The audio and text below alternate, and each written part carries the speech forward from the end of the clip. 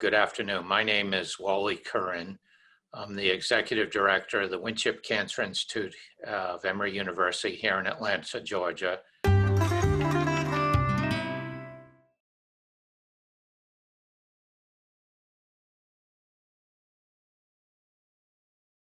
term radiation field often refers to the area within a patient's body where radiation will be received. And radiation oncology has really come a long way. It used to be that we were limited by treating from the front and the back and the left and the right side, and whatever dose went to the normal tissues in between went to it. And that resulted in unnecessarily high doses of radiation to normal structures in order to give an effective and potentially curative dose to the tumor. What we really think of now is we think of really defining the area that needs radiation in a three-dimensional way and defining those areas and those organs where we really want to be very careful about how much radiation that organ receives.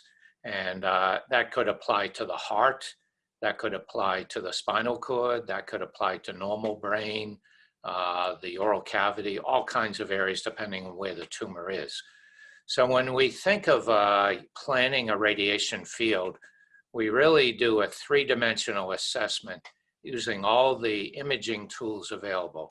Sometimes we use PET scan, sometimes we use MRI, sometimes we use other imaging tools to really define where the target is and where the non-target areas are.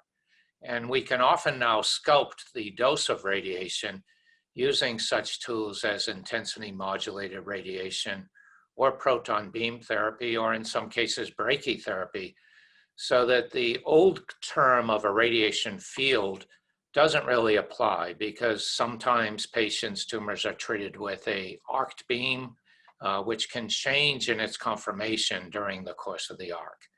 This has made radiation a very exciting field to be in, but it also is a field where you really have to have all the right specialists working in a coordinated way to make it safe and appropriate for all patients. The term used in radiation called intensity modulated radiation, and it's often referred to by its acronym, which is IMRT.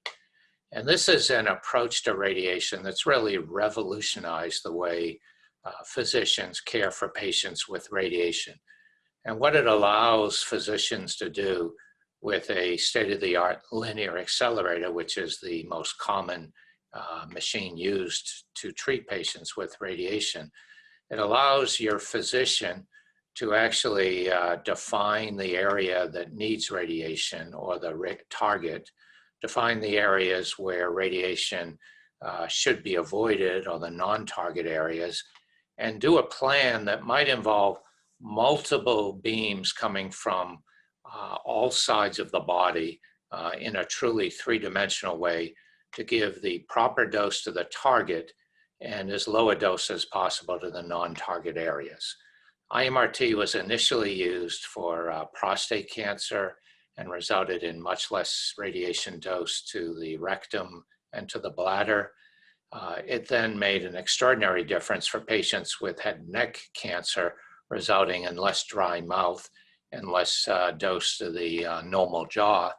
But it really has also been very helpful with patients with lung cancer, as long as you account for motion during normal breathing. Brachytherapy is another term that's used for when radioactive sources are placed inside the tumor for a patient with cancer. The most common type of brachytherapy used is that used for women with tumors of the gynecologic area, in particular the endometrium or the uterus or the uterine cervix.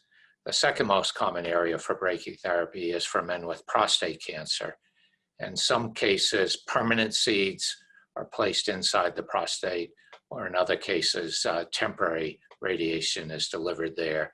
In the case of women with gynecologic malignancies, it's almost always temporary placement of radioactive sources.